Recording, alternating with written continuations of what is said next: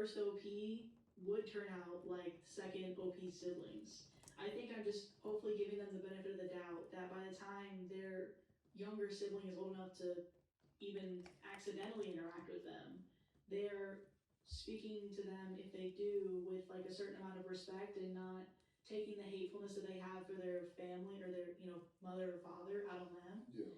I feel like it is like one situation and then you see 15 years later from a very similar situation but different people. Yeah. And it could end up like that, sadly. But I hope that with time, with hopefully therapy and working on what that is and realizing who the real issue was in that relationship, it's not necessarily the baby, but I can understand how the baby is a trigger for that. Yeah. That if for whatever reason you do interact with your younger sibling, it is different, but you never know. But also, OP, if you saw the story, pay attention to it. Because this could have been the start of the other story. They could have been kids, they see the affair baby, and they're like, I hate this baby. Mm-hmm. Now you're interrogating, like she at least has the self-awareness, like, if I wanted to end up like this, maybe I'll do things differently, or maybe I'll approach it, go to therapy, see those kinds of things. But it's very real, it could end up like baby OP in the second story. It could. Mm-hmm. I hope it doesn't, but it could. Because I'm like, I want baby OP to be good. Mm-hmm. Yeah. Yeah. Because even though you can logically be like, yeah, these are my siblings and they don't claim me, they don't want me. That hurts. It doesn't matter. Right, like, saying it over and over again. You can say it and you can make it feel like it's just a thing I accept. It's fine. Like, that stuff hurts. Right. Mm-hmm. So I'm like, I don't want baby OP to go through that. Yeah. At Granger, we're for the ones who pay attention to every little detail. The ones who fuss, tinker, and sweat the small stuff. Because you know the tiniest thing can make the biggest difference when it comes to keeping business moving. We get it. We're the same way, offering access to product experts to help you quickly and easily find what you need. So whatever your industry, you know you're always getting professional grade products. Call, click Granger.com, or just stop by. Granger, for the ones who get it done. Because it's weird, it's like in a way it feels like they have like a scarlet letter on them, but it's something that they have no control over. And they're already at a disadvantage in life with their people that they should be the closest with. Right. I have trouble sleeping at night, and it's not falling asleep that's the problem, it's waking up every few hours. And am I the asshole for refusing to pay for my boyfriend's bro night after he put me on the spot? Why are you paying for his bro night? It's my job. No, you're not. Pay for your stuff. Because you guys are bros.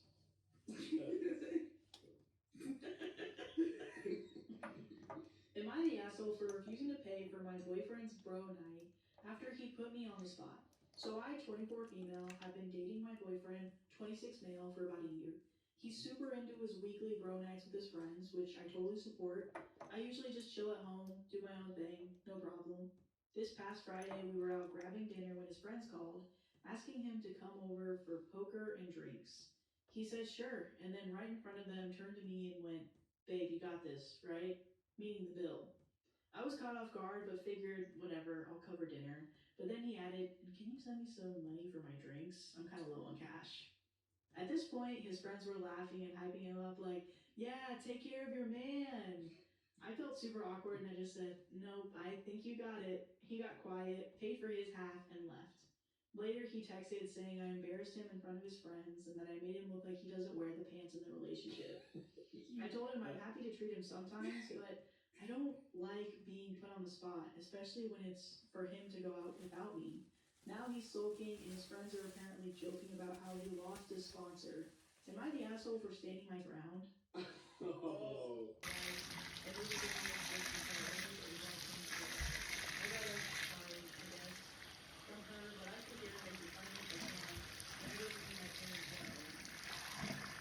She laughed about how I looked the crazy my parents told me she was doing. She found it hilarious. I think you can see inside in the way. I was like that for a little over a year. It's all about the email. I told my grandson and family they were with us. They went to visit with my friends, and after a few weeks or months of fighting about it, my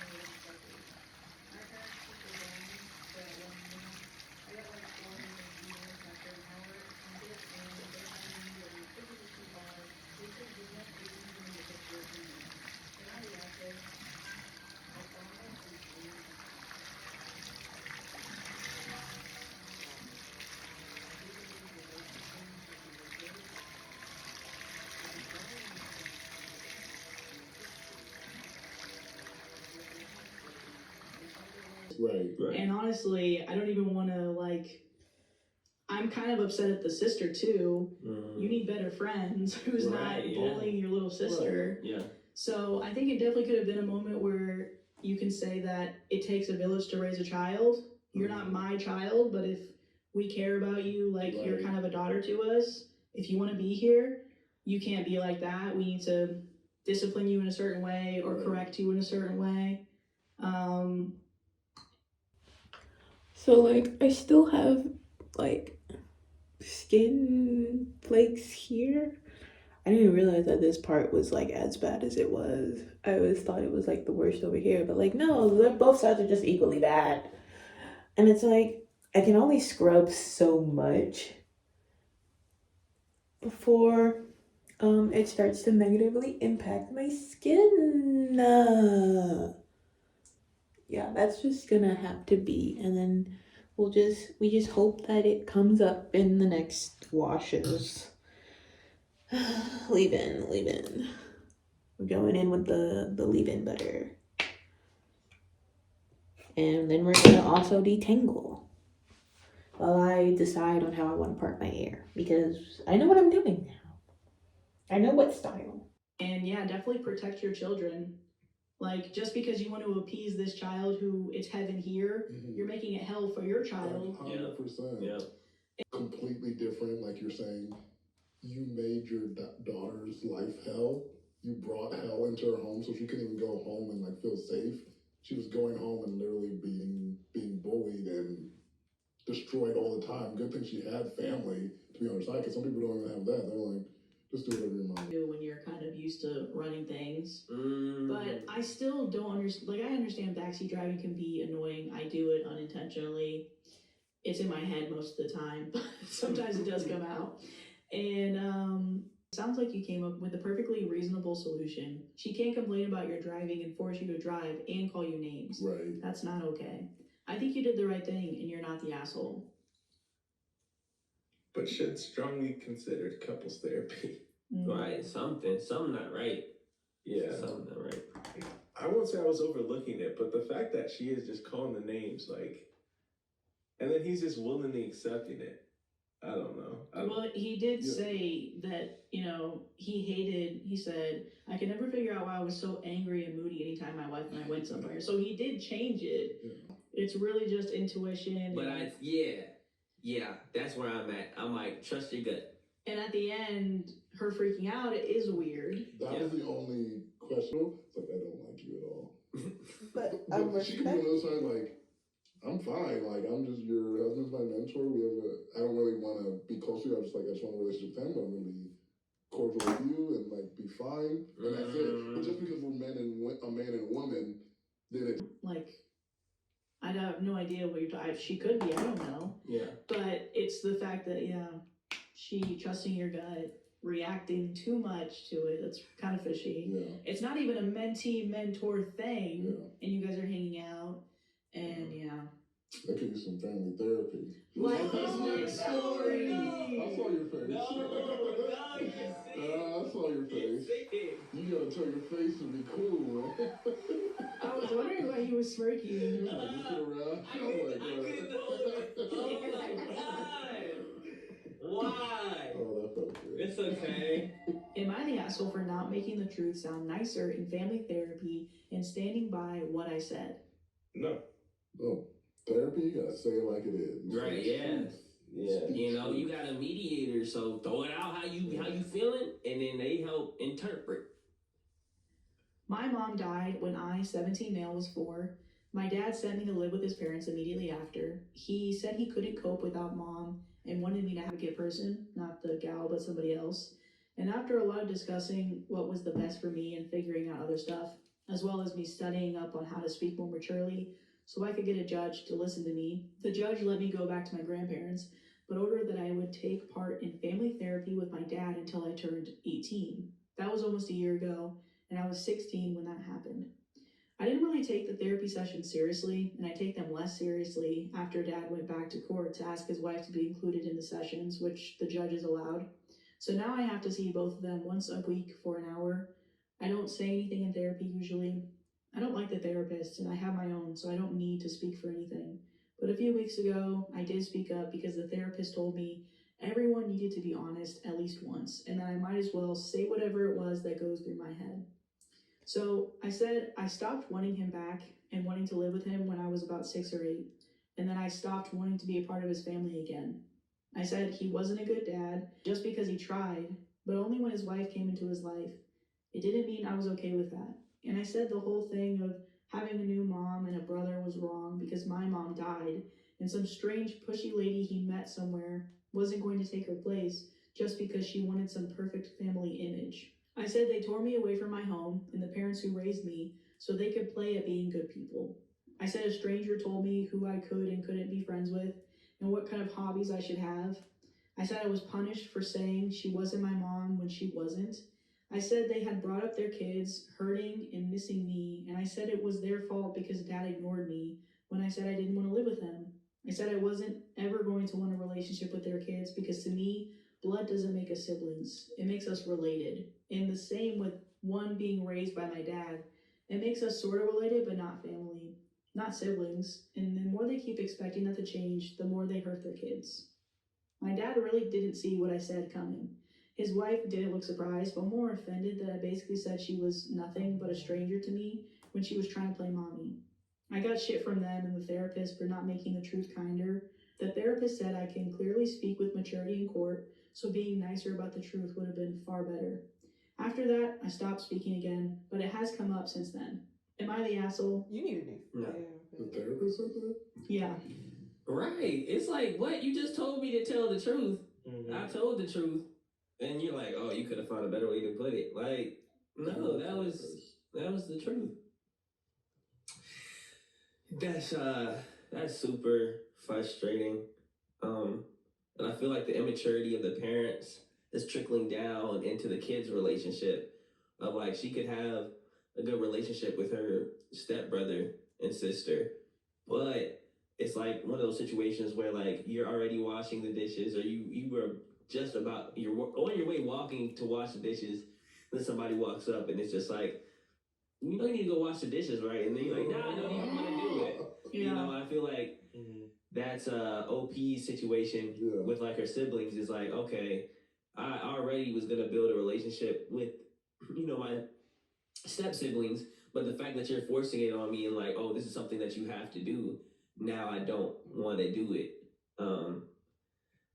And yeah, I feel like the parents glossed over a lot of the situation. The dad especially, like not addressing the death and acknowledging you know, the dead wife because that's OP's mother, you know, and OP's still dealing with that trauma, and I don't think they ever really got to find a healthy way to move on because the dad was avoidant. That's the whole reason why OP went with the grandparents. So that was something that needed to be addressed to be able to move on, like they tried to force OP to do. Yeah. And then this is a whole new mother-like figure. You can't just go in and like forcibly say, oh, I'm your new mom now, whatever. Like, no, you'll never be her mom unless she wants you to fill that role. Oh, OP's a boy, by the way. Oh, his Unless he wants you to fill that role. Thank you. Sorry, OP. But yeah.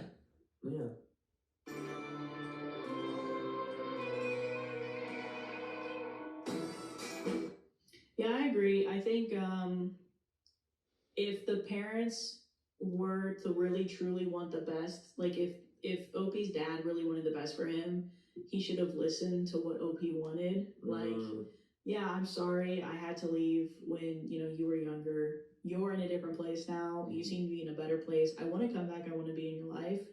But this is up to you. I mean, I know I'm a parent, but he kind of gave up his parental rights in a certain way. Yeah. When he was like, I'm not going to take care of you anymore. Your grandparents are. So even though he does have rights to you, it was like he was able to just like leave you for a certain period of time until he got better. And I think it should have been more of a discussion to include OP, even though OP was like a tween and now a teenager, to be like, hey, so it's important where you grow up, and I don't want to add any more trauma to your life of what already happened of your mom passing away and then me leaving, so both of your parents left, and I'm sorry about that.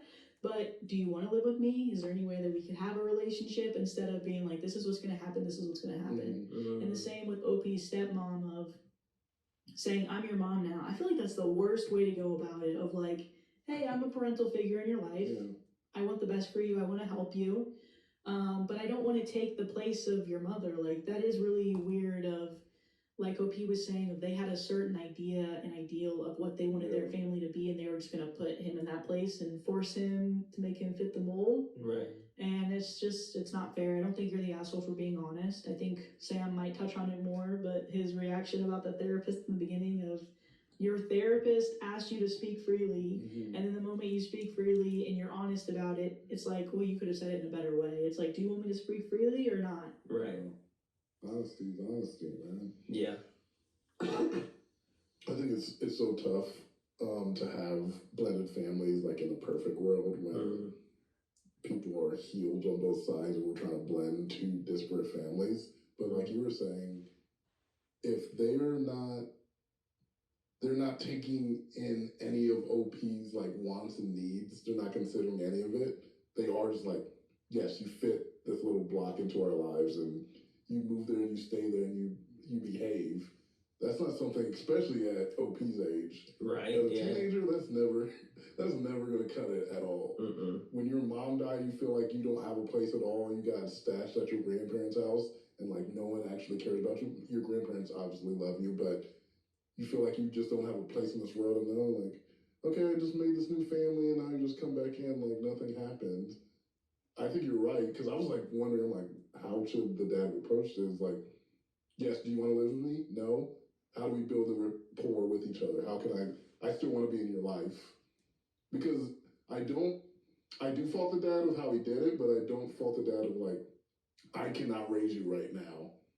Be with your grandparents. I don't fault you for that, but there's things you need to do to maintain a relationship with your kid. Right. I'm not gonna be able to take care of you, but I'm still gonna maintain something over the period of time so you know I still love you. Right. Even if I don't have the capability to raise you right now. The dad didn't do that, didn't maintain that relationship. And now he's trying to act like none of that, like this break didn't happen at all. So I'm like, as the father, you gotta be like, hey, I messed up. And I have to do the things that you need for us to get better. Yeah. Not what I need, not what my wife needs, like what you need. This is not, it's not your life matters in this because you're my child. And OP needs it too, because one thing that stood out that OP said was that when he was, I think he said like 6 to 8 or something like that was around the time where he gave up on wanting a relationship with his dad. And with the mother dying when he was 4, that's like 2 years of like held out hope of like, oh, okay, you know, he may come back. He's gonna come pick me up or whatever, which, like you were saying, is not to necessarily knock him because, you know, he assessed and knew he wasn't in a good place to be able to raise a child. But when you come back, you know, you have to do the due process to manage and build that relationship back up. When they're 5, you should be still seeing your child, even if you can't take care of them. I was gonna say, you should be seeing your 5-year-old. Yeah. You don't have to take care of them. Just pick them up every now and again to like show I'm your dad and I still love you. Right. Yeah. That would have went so far. That gap is hurtful. Yeah. And OP has every right, because at first, like halfway through the story, I was like, okay, this was really young when it happened, but it was young with no commitment of, or no hope of it getting better. Right. And then when it did, like, it didn't get better. When it did, like, the story did change, and he's like, oh, I'm taking you back. It's the lack of accountability that just made me so upset, just hearing it, because it's one thing to, you know, try to paper over it, but you have a lot to answer for, sir. Right. Yeah. You have so much to answer for, and you just uproot this kid's life and take away everything he's known, everything he had to build because you weren't in that position to do so. His dad is even lucky too that he was able to pass off his son to his grandparents, because I think in so many other situations people just have to work through that trauma and be like, I don't think I'm the best person to raise you, but there's nobody else to raise you. And so I'm just going to go through this mental anguish on my own, which is like what a lot of other parents do is, listen, I'm working through something, but I have kids. So it's like, we move. But at the end of the day, I don't know. It's, I feel bad for OP because he was just being honest, and the dad doesn't want to. I wonder if the dad just doesn't want to look back at who he was to him. I think that's 100% it. That's why I was surprised in therapy, because touching on the therapist saying you have to be not like say it nicer. Like, I need to tell you the truth. I need to tell you how I really feel. This right, yeah. It doesn't serve well to like pay for like for your feelings to make you feel good, because this is how I feel. This is why I don't want to live with you. This is why I feel this feeling. I don't feel a connection to your wife. I don't feel a connection to my siblings. And this is why it might hurt you, because you know you're the cause of it. Right. It's like hard when you know you're the reason for it. That's like hard to come here like, dang. Yeah. There's like no self-awareness though, because even the wife is like that. I'm like, you guys don't understand where this kid is coming from at all. Yeah. Like, I saw a clip like a while back, and it was just like teaching these two people how to like go about, you know, I guess like conflict in the relationship or whatever. And it's just like, okay, if you get into an argument, yes, you may be hurt by the way somebody said something, but you put that on the back burner, address the hurt that they just expressed, and then you can express like how you felt about. All right, I finished. I checked the clock. From start to finish, it's been about maybe 5 hours. Actually, let me check when I started filming. I was right. It's been about 5 hours. A little less than 5, and I'm done. I'm very bought back, but I'm tired. I'm tired.